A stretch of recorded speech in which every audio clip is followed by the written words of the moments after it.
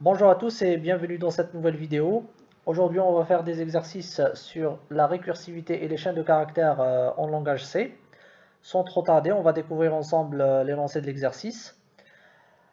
Alors, l'exercice est composé de 4 questions.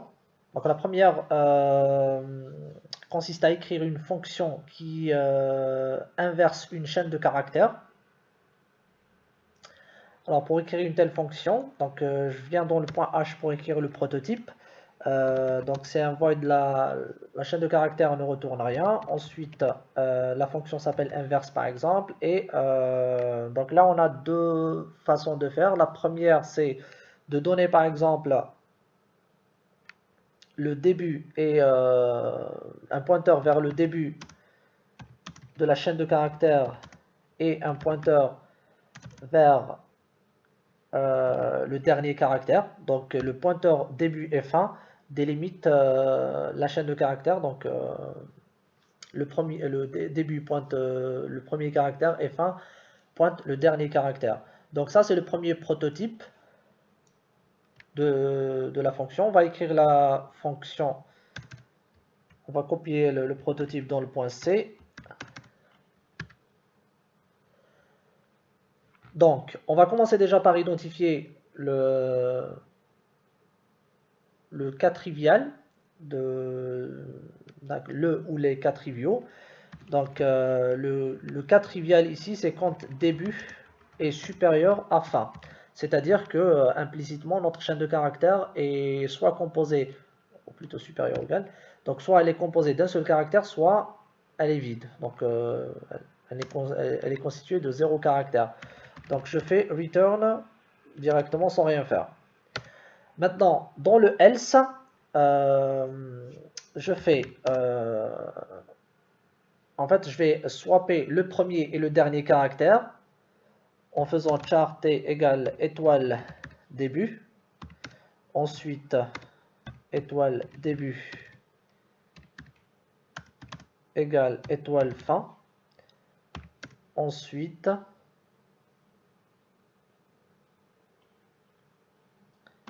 étoile fin égale t. Donc là, j'ai swappé les deux extrémités, les caractères qui se trouvent à l'extrémité de la chaîne de caractères.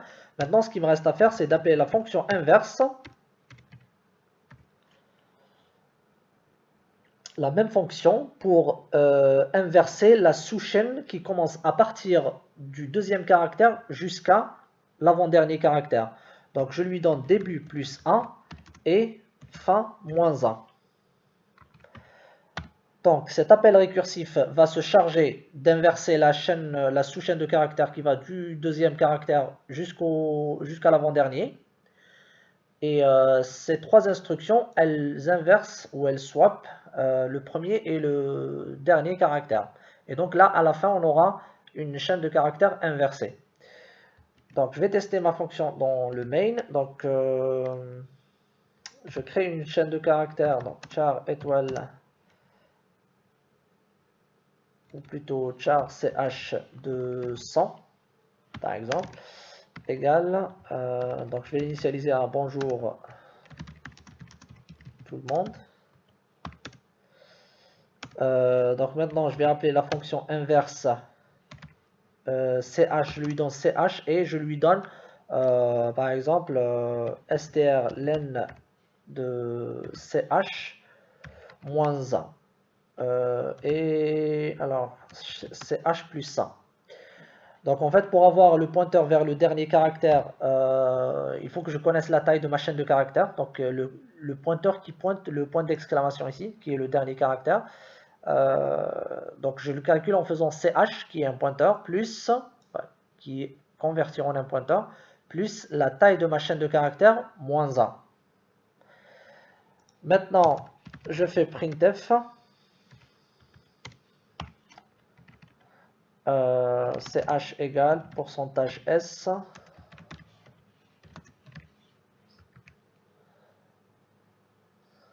pour afficher la chaîne de caractères. Alors, implicit declaration, ok, tout à fait. Donc il manque le include string.h.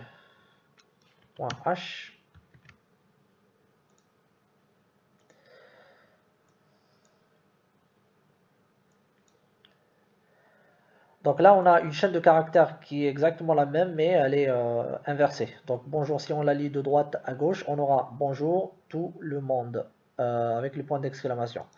Donc voilà pour la première version de cette fonction. On peut écrire un autre prototype de fonction en faisant, alors void inverse 2, je vais l'appeler 2. Donc ça prend une chaîne de caractères ch et le nombre de caractères. Bon, je peux faire inside int n, c'est le nombre de caractères de la chaîne de caractères.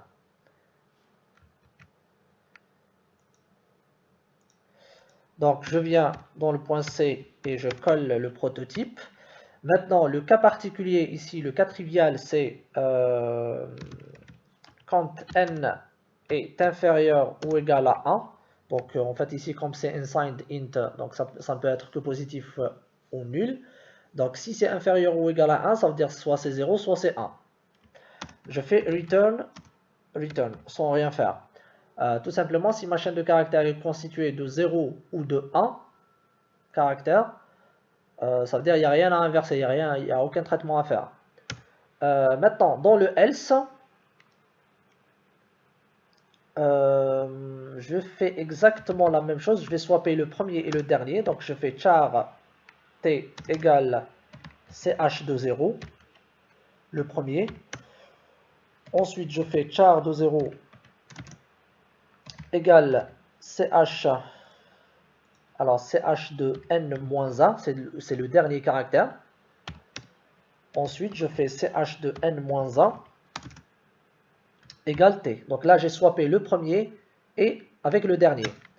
Maintenant, il me reste à inverser la sous-chaîne qui va du deuxième jusqu'à l'avant-dernier caractère. Alors, pour exprimer ça, je fais ch plus 1. Donc la chaîne, elle commence à partir du deuxième, donc c'est ch plus 1. Et en faisant n-2, puisque maintenant ma chaîne de caractères, la sous-chaîne de caractères est composée de n-2, c'est-à-dire le n à qui on a, donc c'est la même taille que la chaîne originale, à qui on a enlevé le premier et le dernier, donc j'aurai -2. Donc voilà pour cette deuxième version de la fonction inverse. Je peux appeler cette fonction, donc je lui donne inverse 2 et avec strlen de ch. Donc normalement ça va inverser notre chaîne de caractères. Effectivement, le résultat c'est bonjour tout le monde inversé. Donc voilà pour cette première question. On passe à la deuxième question. Donc ici c'est dit écrire une fonction qui cherche la première apparition d'un caractère particulier. La fonction retourne un pointeur vers ce caractère s'il existe, nul sinon. Donc le prototype de la fonction, déjà c'est un pointeur, donc ça retourne un pointeur.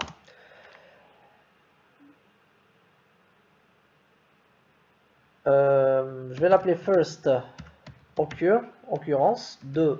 Donc je lui donne la chaîne de caractères char étoile ch et un caractère particulier. Donc je cherche la première occurrence du caractère c dans ch.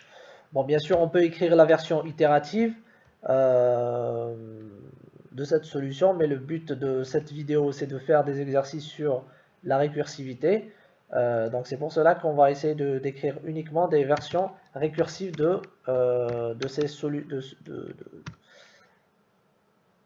des versions récursives pour ces questions-là.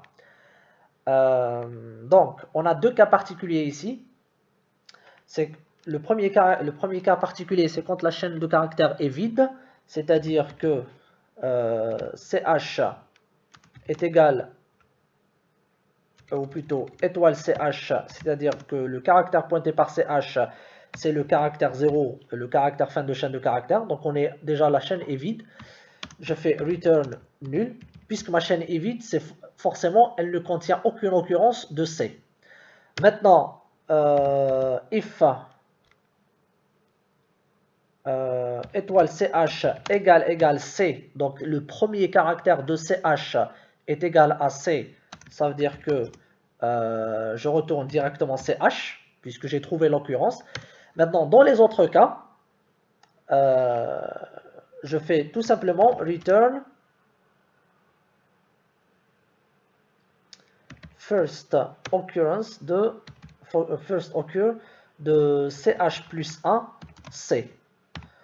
Donc en quelque sorte, je cherche dans le reste de la suite dans la suite de la chaîne de caractères à partir du deuxième. Donc c'est la chaîne de caractères qui commence à partir du deuxième caractère. Donc je le cherche, peu importe ce que me retourne cette fonction, je le retourne directement parce que de toute façon je n'ai pas trouvé ni nul ni,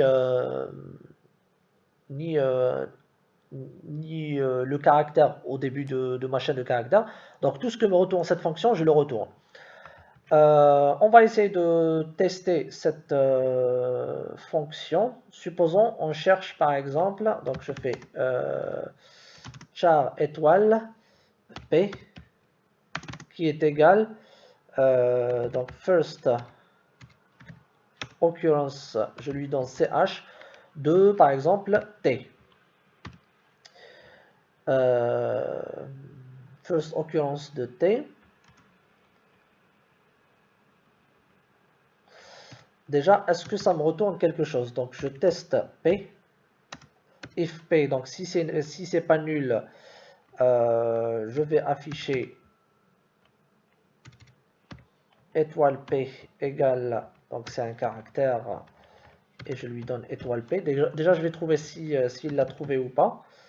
Dans le else, je fais printf non trouvé.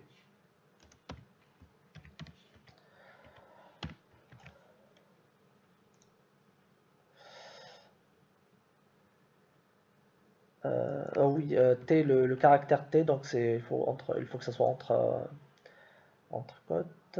Ensuite,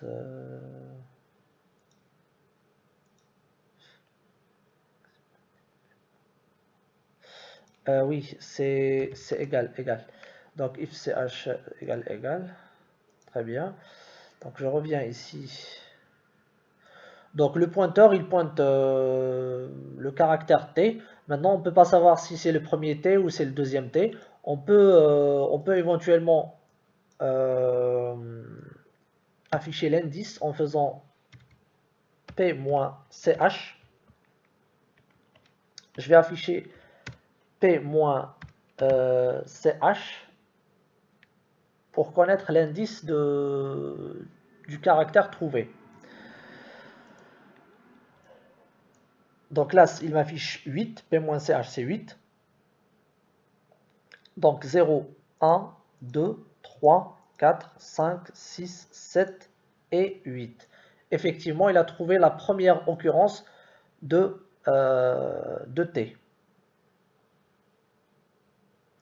On peut tester un autre, par exemple, si je cherche le j,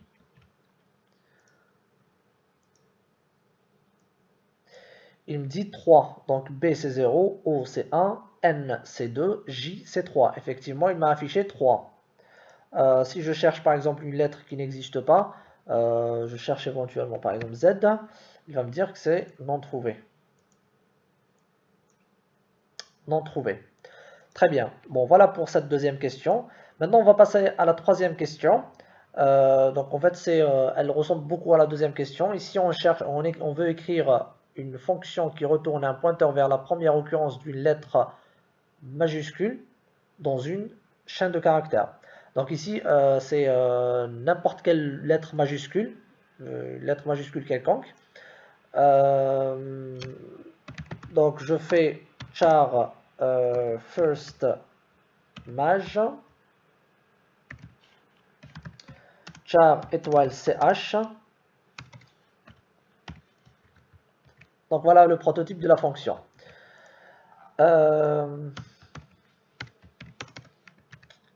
Donc ça va être la même chose ici. Donc if si la chaîne est vide, donc si le pointeur de la chaîne, ou plutôt oui, la chaîne, le premier caractère, il vaut le caractère 0, donc je fais directement return nul, ça veut dire que j'ai pas trouvé de caractères majuscules ou de lettres majuscules plutôt. Donc maintenant, je vais voir si le premier caractère est une majuscule. Donc, je compare CH, étoile CH. Donc, il faut qu'il soit supérieur ou égal à grand A. Et étoile CH inférieur ou égal à grand Z. Donc, si le caractère pointé par CH est compris entre grand A et grand Z, je retourne CH. C'est le pointeur qui pointe cet élément-là. Dans le cas contraire, je fais directement first maj de CH plus 1. C'est-à-dire, je cherche la majuscule si elle existe. Si je cherche une lettre majuscule si elle existe dans le reste de la chaîne de caractères, c'est-à-dire à partir du deuxième élément de cette chaîne de caractères. On va vérifier si ça fonctionne correctement. Maj et je lui donne juste CH.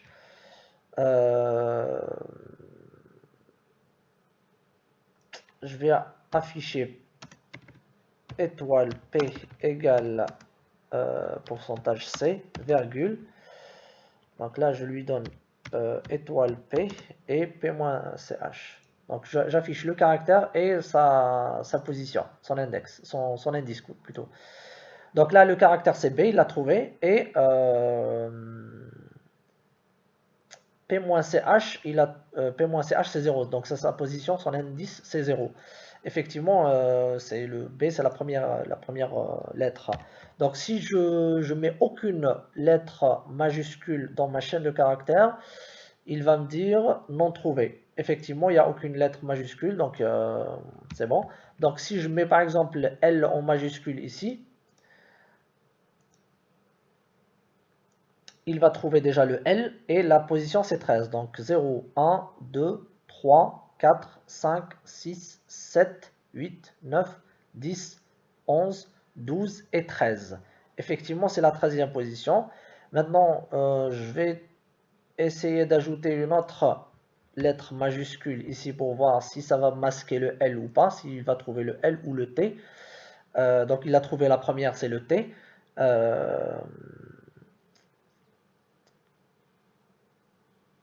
Et donc c'est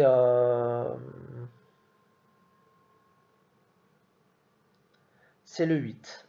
Donc c'est l'indice 8. Donc voilà pour cette fonction.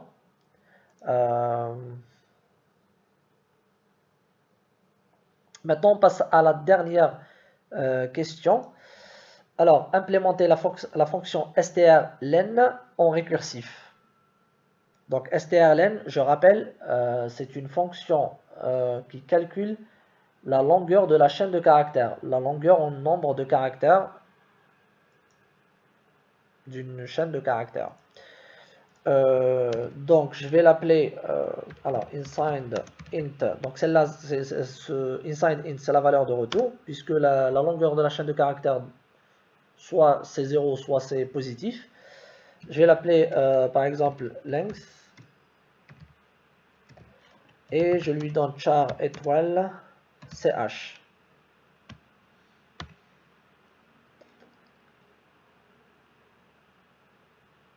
Après, bien sûr, ici on peut ajouter des const char étoile. On peut ajouter le const ici pour dire comme quoi la chaîne de caractères, plutôt la fonction ne modifie pas la chaîne de caractères. En fait, tout ça, tous les prototypes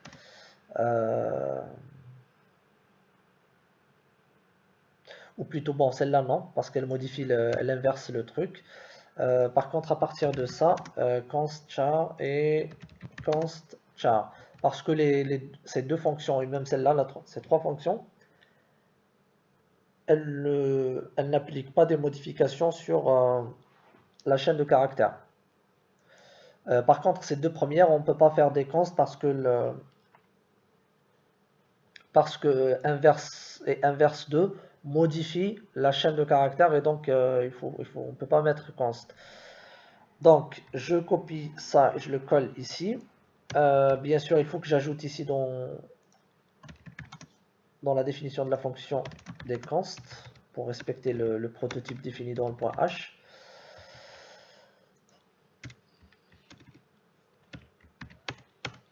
Alors, pour calculer la longueur, en fait c'est très simple. Le cas particulier, c'est quand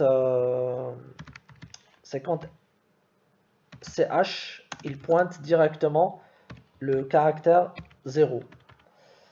Je fais return 0.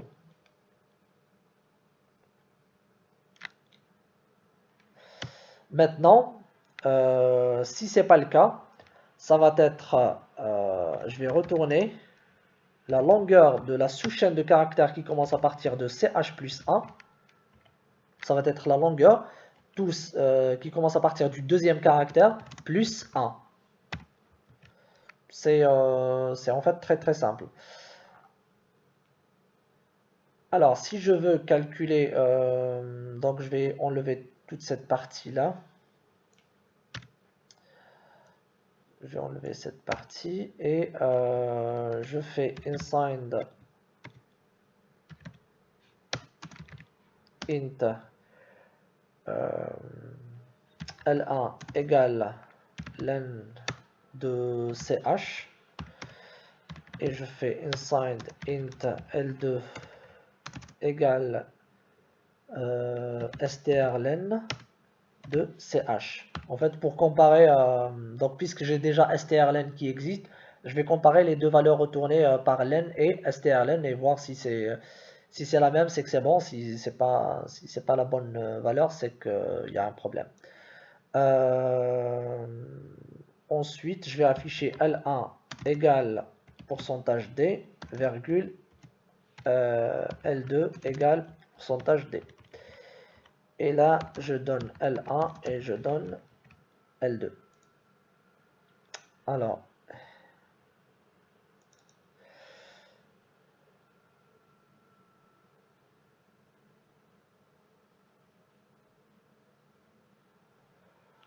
return Discord. Bon là, quand j'ai ajouté le const à ma chaîne de caractères, bon, je peux éventuellement ajouter const ici, ça retourne const.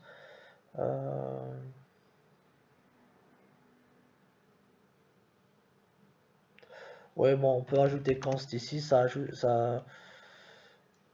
Bon, ou plutôt je peux carrément faire ça. Char étoile, enfin j'oblige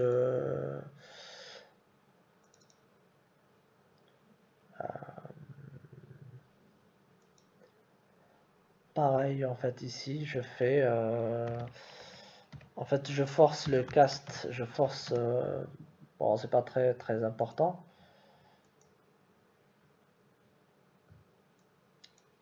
Alors ça m'affiche donc là en fait le but c'est de tester strlen et len, ma fonction length.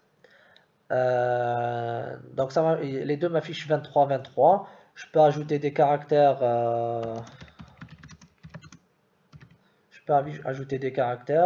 et les deux à chaque fois m'affichent la même longueur 38 38. Je veux tester également par exemple quand j'ai un seul caractère, les cas particuliers. Donc là L1 égale 1, L2 égale 1, très bien. Maintenant je teste la chaîne de caractères vide. Donc normalement ça m'affiche 0 et 0. Bon voilà pour cette fonction length.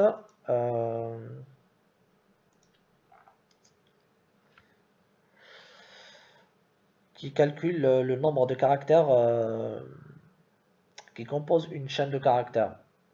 Donc voilà pour cette vidéo, j'espère qu'elle vous aura plu. N'hésitez pas à la partager, à la liker et évidemment à vous abonner à ma chaîne YouTube pour recevoir les nouvelles vidéos qui vont sortir prochainement. Je vous dis à bientôt et au revoir.